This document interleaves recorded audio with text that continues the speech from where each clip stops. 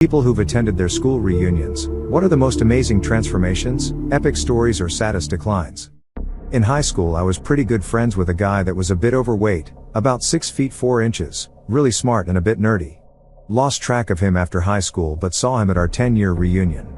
He was the talk of the reunion.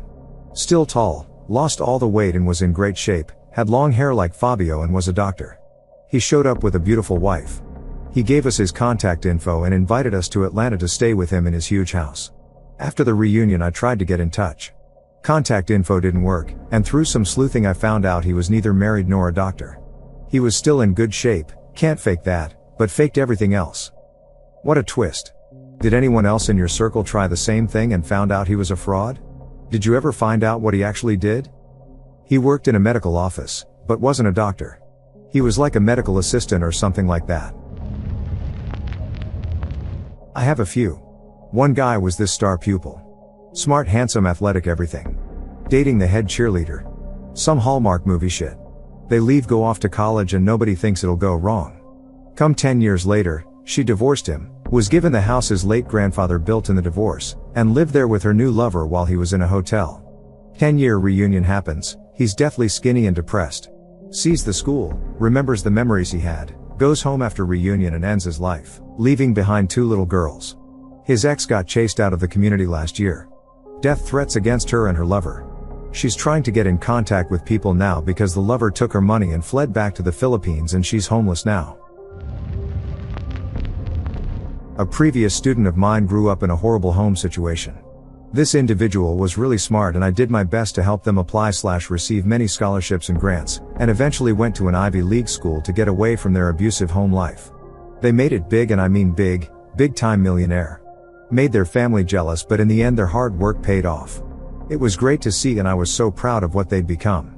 Edit, the best thing was seeing them break the chain.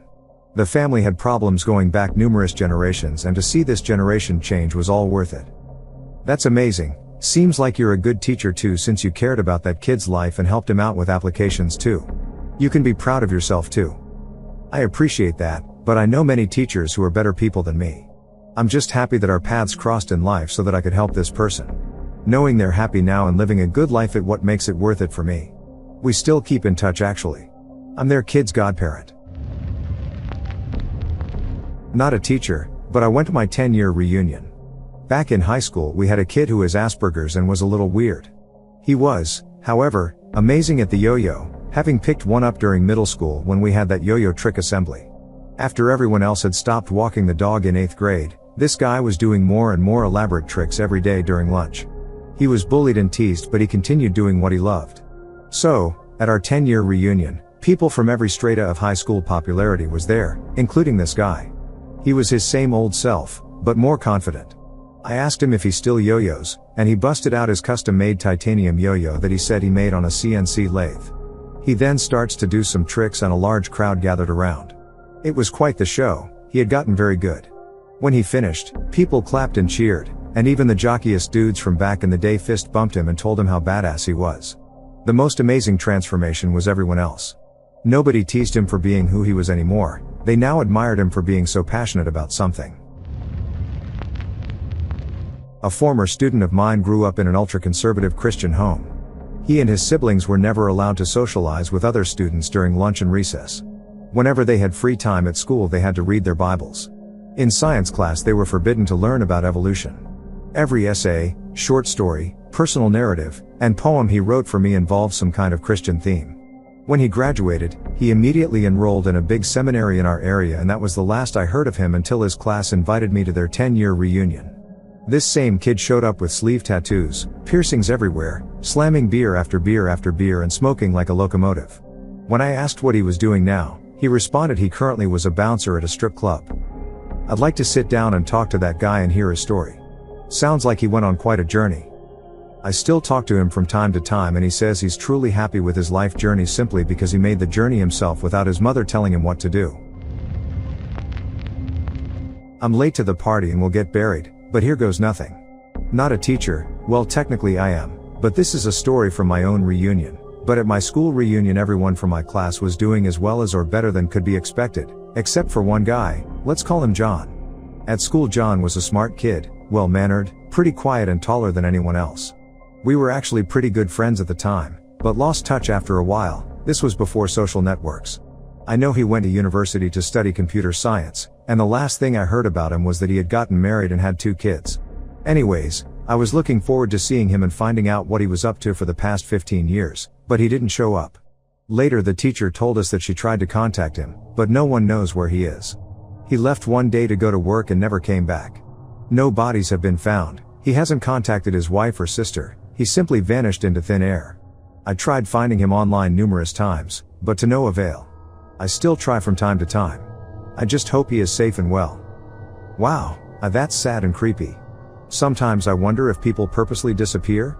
How easy is it to do? I sure hope he did it on purpose. That would mean that he's alive. Not that hard where I come from, and especially at that time, he's been missing for at least 15 years now. When you see a student who used to hang out with another student and ask about said friend to find out he or she is dead, it's hard. So many times I find out he or she died of a car crash, overdose, or suicide. It really is the hardest part to see that not all of them make it. 8 of my 438 student graduating class, 2009, have passed from opioid overdose. The reunion is this July. 13 dead out of 217, class of 2011. 2 car wrecks, 1 killed himself, 1 dead soldier, 1 lost at sea, and the rest overdosed. We did a 5-year reunion just because we lost like 4 of them during year 4. I swear, staying in your hometown after high school will kill you. Yeah, my graduation class of 160-something in 2013 already has 3 overdose deaths. Probably more. I'm not in touch with most people from HS. Rust Belt is really dying from heroin. I'm still in contact with most of my high school class. One girl was deemed to be a famous actress someday because she was such a great actor. I think she's a nanny right now, or works in a restaurant, never did get a role outside of college. She's the only one that somewhat failed after school. All the teachers doted on her and built her up to be something big, which really made her ego awful to be around, and now she doesn't really do anything. Edit, being a nanny or waitress is a great job and both can be very difficult. I posted this because she was a jerk to people because she thought she already had it made and then after college never got anywhere with it. With the somewhat failed part was bad wording on my part, everyone else seemed to follow what they wanted to do with their life after school except for her. Not a teacher, but here's a story. I avoided my high school reunion but because I didn't attend, I was contacted by an old friend who had hoped to see me there. While catching up, he asked if I had heard what happened to my old bully and gave me a few minutes to Google the lady. The first Google hit was about her being arrested for having relationships with a student. I laughed my ass off until I read that she was employed at a middle school. I stopped laughing and started calling my family. My sister told me that when she was a sophomore, my bully's brother confided in her that the kids in their family were routinely SA'd by their extremely religious father. Basically, in 20 minutes I went from not remembering that this girl existed, to remembering how shitty she treated me, to feeling schadenfreude at her failures, then utter repulsion and disgust, then heartbreak and sadness at the cycle of abuse. I would have rather just carried on not remembering that she existed. Used to have this one kid in my art class in senior high who treated it like one of those easy to pass classes. He was a big guy, much bigger than the other students, and he'd use his size and strength to bully other kids. The smaller ones, he was a little bitch underneath it all. He would draw guns and crosses in his art book with pseudo-gangster sayings like, live by de gun, die by de gun, and, F de police. You get the idea. Come reunion time, which was some 5 years later, he's found a girl who really reined him in and, kind of like a hunter taming a wolf, really turned him into a good man. They had a baby boy, and he's a responsible father and does yoga on the rocks by the beach. Complete 180. I do think he was a good guy underneath it all, he just needed direction from someone who could break down his walls. Teacher here.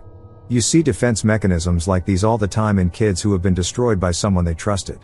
Or they've been bullied, and they are trying to scare people away before they have the chance to hurt them. Or, sometimes the kid is just a psychopath.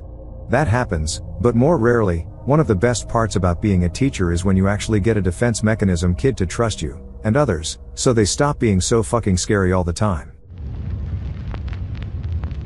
My husband graduated from a fancy prep school. Literally over 90% of his class are lawyers and doctors now. To his parents' disdain, my husband became a professional poker player. Whenever he goes to reunions, there's a circle of these super successful doctors and lawyers around him because they'd rather listen to his stories.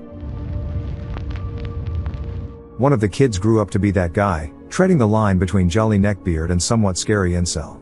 I saw him after a full 12 years had passed. The worst part is, he was one of the most popular and socially adjusted kids in school. Always invited to parties, girls always trying to spend time with him. He'd always get away with absurd things in school because even the teachers liked him. He was just really funny and naturally charismatic. Not to mention fit and handsome. However, he was strictly religious, so he never had relationships with any girls. A few years after graduation, he became an atheist, or just agnostic. But by this time he had a dead-end job at a supermarket, had gained weight and was obsessed with Dragon Ball Z because he related to unleashing his true power. So he spent like 5 years desperately messaging girls from high school, trying to say, "Hey, I can WF now?" But he was just not that attractive anymore and his social skills had deteriorated tremendously. He was rejected by every single girl that was pining over him just a few years ago in high school. He ended up publicly coming out as a proud incel 2 years before the reunion, in a post where he declared war on women and socially adjusted men. He often posted about being a virgin and how Christianity basically made him an incel because he missed out every chance for a hookup he ever had. So at the reunion, he came wearing a white t-shirt with the words "F you." He'd walk up to now married women that he had previously solicited and just smirk silently, waiting for them to read the shirt. He was thrown out by the venue after about 40 minutes since so many people complained of his creepy behavior. This is sad. For everyone making jokes about this, just imagine living that life. Yeah, the son of a friend of mine was a marathon runner, very hot and gorgeous, married a hot and gorgeous girl, and she got pregnant. The baby was born full-term, stillbirth, due to the cord being wrapped around its neck. She screamed at him that it was all his fault. If only he'd had a better job with better insurance, they would have had more sonograms and the baby could have been saved. Divorce followed.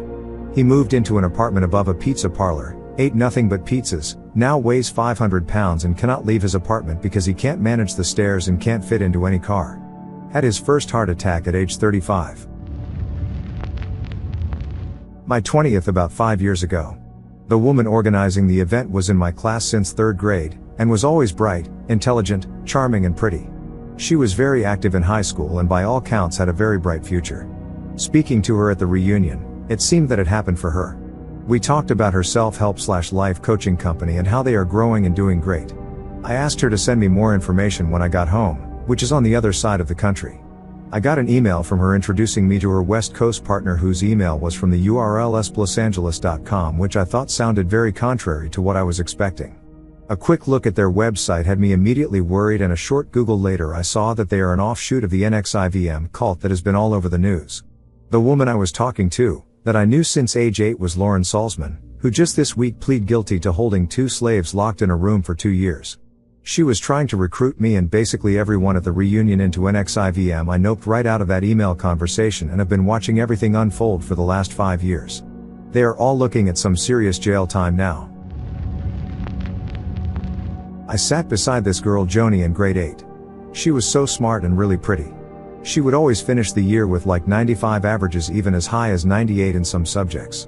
I was a hooligan, that's why I was seated next to her. She would help me with stuff, always let me copy her homework, peek at tests. There's no way I would have passed without her. The teacher would always say you'll never get anywhere if you just copy Joni all the time. She works the drive-thru at A&W now. Has a herd of children with some skeezy looking dude who's in and out of jail. Breaks my heart when I see her. So much potential to end up flipping burgers. I always wonder where it went wrong for her. 9 times out of 10, shitty home life. Just finally got to her. Found someone who loved her like she wasn't at home and got pregnant. If you only love you 20%, finding someone who loves you 30% feels like winning the lottery. I'm a middle school teacher of over 10 years, so some of my students are high school and college graduates at this point. I'm happy to say that a good number of them have reached out to me to share life stories and updates. The one student that comes to mind was confidentially suicidal from a broken home with identity issues. She came to me for help and we found spoken word poetry as an outlet for her emotions, anxiety and discovery of self-worth. She is currently returning to school to finish her associate's degree, and she was the first in her family to graduate high school. I get updates from her on my birthday each year. She still writes and performs spoken word poetry in her spare time. Edit. Wow, I did not expect to get this kind of overwhelming response. Yes, I have a million other stories, many of which don't have as happy of an ending. Yes, this is why I love being a teacher, and yes, I love hearing from my students years later, though very few actually reach out. I went to an all-girls boarding school. This one particular hostel supervisor had been working there since she was 22 and has been there for nearly 40 years, so she has definitely seen a lot. Our school's foundation day each year is attended by over 500 alumni. Some friends and I were chatting with her when this group of incredibly smart and intelligent women come up to her. After they greeted her, she told us that she never thought they would get anywhere in life. These girls were the most notorious of all the kids that she had to deal with. They chopped off a teacher's waist-length hair and stole teachers' cell phones only to bury them. Put on the janitor's uniform to sneak out of school. Got fake blood and put up handprints outside the rooms of 9 and 10-year-olds. Decided to summon spirits in a hostel building right after a visiting academic died of a heart attack. The rest of the girls in the hostel building were so scared that the school decided to lock down the building for nearly 5 years. They also took turns to stand on top of one of the buildings with a white sheet and showed it to kids in the farthest building. That's how we got our infamous resident school ghost. They all are in their late 20s now, great jobs abroad, but looking at them you would never think they could pull something off like that in their teens. Not a teacher, but someone in my high school class did a complete 180. I'm from a small-ass country town where you either worked at Walmart or drive a truck. Either way you were hooked on something. When I graduated I got the hell out via the military. Kept in touch with some family and 1 to 2 friends. Couple years later and I run across this guy from my school in the middle of Iraq. He had also signed up and was doing really well for himself. Swapped info and kept in touch for a few years. I got tired of Facebook and deleted my account, so I lost contact with him. About 10 years later, my parents are visiting me and catching me up on local happenings. Ask my mom if she remembers this guy, and her gossip went to an 11. Apparently after he got out he had PTSD and turned to drinking, and it wrecked his life. Had a few DUIs, couple baby mamas, and I think a meth problem. Mother tends to embellish, so not sure how accurate. Always felt bad for him because we both did the same thing to get out of our hometown. He really got the short end. A student of mine went through a really tough time. His dad was actually convicted of attempted murder on his mother during his time at school, which sent the mom into a sort of apathetic depression. I walked him to trial, I testified, I was in close contact with his therapist and social services. He's now a year from taking his master's in software engineering and he has a baby on the way. He's really happy and his wife is the sweetest you'll ever meet. He told me that I was his role model for parenting. Made me cry. Like ugly, snot, can't breathe crying. I wish him all the luck in the world. He's gonna be a great dad. In my high school they used some of the class reps as volunteers in order to organize this 10-year meeting. My at that time class master told me that a super good looking woman, she was 29 back then, I was 17 and damn she was top 3 woman I've ever seen in my life, was one of the dirtiest students she ever had. She would not shower for days and at some point she was out of school for a week or so because she got a really bad infection from her period and lack of showers. Also one of the smartest guys from that generation, who went to veterinary school, was convicted for selling some sort of animals drugs to people and used some on himself. He seemed super normal, but when he spoke you could tell that there were some clicks in his brains that were not connecting at all. Losing the idea in the middle of the sentence, couldn't keep the voice at the same tone for more than 10 seconds, going from whispering to shouting and stuff. Not the teacher, and not the full school reunion either. I'm not sure if those even still happen since Facebook is a thing. But a group I hung out with of nerds like me in high school wanted to get back together and play Deathmatch Quake, LAN party style like we did as kids. I'm effectively a loser with no social life and I'm scared of people, but this I thought I could handle, so I went. They asked me to pick up Joe on the way to the party. And I do. Joe was out of shape when we were kids, like a pudgy kid, that was all that was really wrong with him. He was smart, well kept, and rich AF, like dad owned a restaurant franchise rich. Not like one of the locations, like, the entire company. We always had the parties at his house. We didn't bring our own computers, cause he just had basically a lab we all played at. So I was a bit curious why we weren't repeating something like that. Not that I cared, I have my own lab, not rich though, so we could have all had a computer. But we went to another dude's house, and who cares, everyone brings a laptop now anyhow. Anyways, pick up Joe from a really sketchy looking house. Really surprised. Dude comes out of the place really big and really dirty looking. Clothes were dirty and tattered. Looked like he had dirt in his greasy hair, and he had to be 300 or 350 pounds. He was big. Hardly fit in my car. Almost immediately he tells me his dad died. Then he ran the company into the ground, gambled away most of the money, invested it in stupid things, etc. And basically he tells me inside of a car ride how he blew something ridiculous like $100 million. Whole thing made me sick and sad. A frustrating thing as a teacher is not being able to remember all the kids you've taught. I've taught roughly 150 kids a year for 15 years, so it becomes hard to remember specific things about every student. I feel like a D-bag when a kid who really enjoyed my class comes up and asks me questions about life or the class he or she was in and I can't remember much about it. I've found that I usually remember high-achieving/creative students or kids who were badly behaved, as I have a soft spot for these kids. Since I usually remember the badly behaved kids, I have noticed that most of them figured it out by the time they reach 30. Most have great jobs and are well adjusted. Conversely, many of the high-achieving students end up dropping out of college and are working low-wage jobs. I don't believe that high school is much of an indicator of future success. As long as you graduate high school and attempt college, how you performed in high school will not be that important. Not really a surprise, but the guy who used to bully me all the time is basically homeless. He refuses to go back to his parents, absolutely nothing wrong with them. He just never got out of the rebel teen phase, and spends his nights either couch surfing at a mate's or sleeping on the streets if no one can take him in. Any job he gets he stays at until he has enough money for whatever he wants at the time and then quits. Skates all the time and wants to go pro but spends all his time smoking weed and drinking, then crying about how his life doesn't go anywhere. People at the reunion were astounded that he had just not changed one bit. He still used the slang he used back then and even tried to get his old mates to tease me like they used to, but they didn't because they're all adults now with jobs and some even have kids.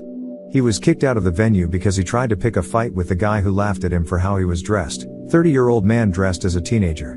Edit. I think it's important to note that this guy and I used to be close friends before he started bullying me.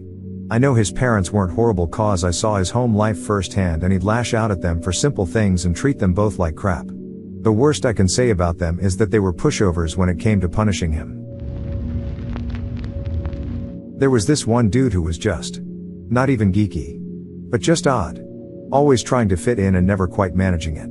He had a couple popular friends though, so most times he could use that as a way in. I remember at graduation he was just approaching random groups of people trying to start conversations and was just super unsuccessful at it. And I was a huge geek myself. So if this dude appeared socially inept to me of all people, he was super socially inept. Because I was too inept myself to notice stuff like this unless it was bad. Anyways, he's on all the bus benches around me now because he's the MLA for an area close to me now. The first time I saw it I was like, what the fuck? Like there's no way this kid could have gotten people to vote for him. I guess even the most socially inept can grow up and thrive. But here I am still as socially inept as I was in high school, lol. I went to high school in Venezuela. I left the country when I was 17 and never saw any of them until what you might call a virtual reunion on Facebook a few years back. The reason I got to even know they had a group? The guy everyone knew bullied me was shot and killed by his best friend at the time. Apparently he kept being a bastard after graduating, and thus that was the end result. Besides that, most of my classmates moved from the country due to the crisis. Those who stayed are having a bad time, like everyone else in the country. It is weird seeing them in Facebook in random countries and doing things which I would never expect from them as a teen. One is a cook in Sweden, other is an MMA fighter in California, one is an accountant in Australia, plenty have middle class lives in other South American countries. Simply interesting. Currently a student in this situation. Had all the former graduates from the year prior come home. One kid, who used to drive me to school, started his own company out of his dorm and hit it big, household name within a year. Guy ended up dropping out soon after. One of the nicest guys I know. Shout out to you, Nick. Also not a teacher, but have been out of high school, all-girls school, for 6 years. At our 5-year reunion, I caught up with girl who was severely bullied during high school. She fell off a horse in grade 8 while riding competitive and legit snapped her spine, and was in a very intense back brace for her entire high school career. And my god, the other girls were so nasty to her. She would get made fun of for her appearance, and there was an incident where someone filmed her in class without her knowledge and then edited the video to have all these sexual innuendos around her back brace, and it was posted on Facebook. Our principal was also a horrible woman, and when the video got reported to the principal somehow blamed this girl instead of penalizing the bully. She ended up having to stay back a year because her disability was so bad and she couldn't complete her school work and was unable to graduate. She was incredibly religious as well, and other girls used to make weird Christian incest jokes about her mom having to bathe her, because she couldn't bathe herself due to her back brace. Anyway, she's now doing some fancy medical degree in the UK and is pain-free and out of the back brace. She looks amazing, healthy, glowing, and rigorously kicks ass at the gym every day to physically rehabilitate her body. The best part of the story is that she has absolutely no ill will to the girls who bullied her. It upset her at the time, but she didn't let it scar her. She knew that her bullies were obviously insecure and dealing with some inner demons if they went out of their way to ruin her life. She felt bad for them more than anything. I run into her at the gym all the time, and it's so nice to see her so confident and thriving. Not a teacher, but a girl I used to be interested in since elementary school. We were really close friends. I'd even worked for her dad when I was a kid, stuffing envelopes for him to send out to his clients, just basic stuff that he offered us 10 cents per envelope to be a nice guy. In high school, we drifted a little bit apart, and she started dating another friend of mine who shortly after noped out of that relationship because she wanted him to make her pregnant. Fast forward a couple years after graduation, she did have children, who she then suffocated when they were 3 years old and 22 months old. Sentenced to over 40 years in jail. She was smart, pretty, and charming, and now she might never see the outside world again. Needless to say, she didn't make it to the 10-year reunion. I taught biology, and this one student who was really smart but hung out with a bunch of bad apples. Like they made fun of him for getting straight A's so much that he would purposely try to score lower so he would fit in more. I pulled him aside and laid it out to him like, what the fuck are you doing? Your so-called friends are all jealous of your skills and intellect, so don't waste it to impress people who don't give a fuck about you. Yes, broke professionalism by cursing and gave him the raw details because this guy was just that smart. He waved me down at his reunion and told me he was accepted into the Sophie Davis Duo BS/MD program. I wasn't the only one to yell at him, but I like to think I helped push him to not be a burnout like his friends. When I was little, a former student of my mom saw her and ran over to say hi. He talked about how he knew he was a horrible student, but that one day she pulled him aside and told him something that changed his life, and he had a good job and was doing well. She asked what it was and he said, "Get your shit together, love my mom." She is still embarrassed that it wasn't more profound, but totally on brand for her, lol. I'd probably fall into this category. I entered high school with a positive outlook and love for the school my mom and grandma went to, but that quickly turned to a crapshoot. They dropped all the classes I wanted to take, shop, auto, etc., had 40 plus kids per class that were unmanageable, and we were entering the entitled kid era of everyone gets away with everything. At the same time, I was diagnosed with ADHD, moderate to severe depression and anxiety. After freshman year I failed every class but journalism my sophomore year. Somehow my journalism teacher thought I should be recognized for my writing potential, and this had to be backed with support by at least 2 other faculty. But other than that, I was failing everything. In the middle of my junior year I was passing Japanese class with 100%, and that's it. I went to the advisors to ask about modifications for attention deficit, and they told me they would put me in special ed. I told them hell no, because the content was too easy. Anyone familiar with ADHD knows that uninteresting content makes it harder to focus, which is why I was doing very well in the classes I enjoyed and failing the rest. So mid-junior year my depression got the best of me and I skipped school to sleep all day. I dropped out and went to an ALC where it only got worse. 1/4 way through what would have been my senior year I caught a huge bout of depression and quit altogether, as I was only awake then for around 4 hours each day. After a few months I began an adult learning program for my GED, and other than math, which I had repeatedly failed and so never made it past geometry in high school, I scored in the top 10%. In other words, I basically fell off the face of the earth and just skated by with the minimum. Lost my social life in the process. Now, almost 10 years later, I'll be graduating in May with an AAS and technical certificate in CNC machining. I stand at the top of my program, serve as the student representative on my program's advisory committee, have an honors GPA with an invitation to Phi Theta Kappa, and run the school's machine tool club. I also currently have 100% in my applications of quantitative reasoning, math, class. And I have guest taught some of the program's CAD/CAM class. I'll be only the second person in my paternal family to hold an associate's degree. And I'm the first and only female machinist at my company.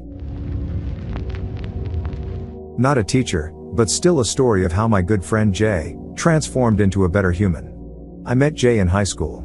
He was 15/16, I was 18/19. Whilst he was a lot younger then, he behaved a lot older than he was, so it never bothered me. He was a mess of a human though. By 15 he was kicked out of 3 schools, smoked weed all day every day. I believe he had run-ins with the police, but I'm not 100% sure. This went on until after I left our hometown for university. He had this gift though, the gift of the gab. For those who don't understand, he's a fantastic conversationalist. He was incredibly outgoing, handsome, think tall Danish blonde dude, and could connect with just about anyone. If we went to a party, I would send him in first for 10 minutes, then join and meet the people he met. I can't recall how much education he actually completed. I think he just finished his high school, but dropped out of college. Despite this, he managed to land a job as a business rep, or something. Business makes little sense to me, by literally walking into his interview, telling the interviewer his education didn't matter because he knew exactly how to sell shit. He got the job, and now he travels around the world for work selling his company's product. He still is a mess of a human to my own definition, but at least he seems to have found a purpose, and I am so proud of him. Going to post my mom's story because she doesn't have an account. She was a home economics teacher, and specifically she had one class called relationship psychology where every day to start the class she would read through that cheesy Dear Abby newspaper advice column to talk with the class on how they would respond to the problem. One day ahead of class she noticed that a letter published talked about a kid who sounded a lot like a student in her class and was located in our hometown. They always end the letter with a name and city, and my mom was always very involved with her students and their personal lives. The letter talked about a kid who was terrified of going to college and how he got rejected from all the schools he wanted to go to, had no self-confidence, abusive father, money problems, that he would lose all his close friends, couldn't stand the idea of leaving his disabled mother, and that he felt enormous pressure as a first-gen college student and had ultimately decided not to go to college at all. She read it to the class and they discussed, and she could tell the boy in her class was very uncomfortable. After class she asked him about it, and it was in fact a letter written by him. He never thought it would get published and responded to by the Dear Abby column and was super embarrassed. He, like most students, never even knew what the Dear Abby column was until they took her class. Afterwards she talked through everything with him and talked with his mother and evaluated his options on how best to approach college. She taught him finances, loans, scholarship options, his mom's condition, and everything, and got him to a place where he felt better about his future. 4 years later the kid ended up being the speaker at his college graduation of over 7,000 kids, met his wife at college, all of his groomsmen, and got a killer job through his career fair on campus before graduating. She flew out and attended as he invited her. Was always blown away by that.